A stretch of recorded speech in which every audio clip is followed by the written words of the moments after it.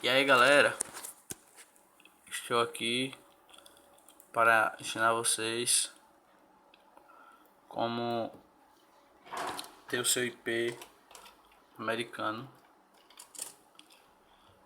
Você vai abrir esse site, criar sua conta,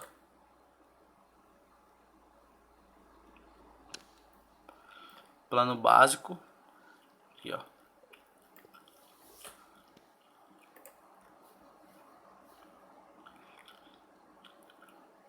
Pronto. Aqui você vai botar seu número de telefone, seu e-mail, sua senha. E aqui você, como sempre você faz em todos os sites, né? Aí você clica aqui para fazer o download. Vou fazer o download de novo, já tenho instalado, mas para mostrar a vocês. Ó, downloadzinho. Pronto. Acabou aqui.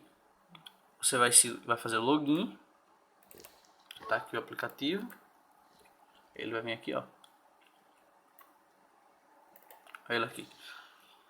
Fez o login. Ele já vai estar próprio se conectando sozinho. Tá conectando 60%. Pronto, já está conectado.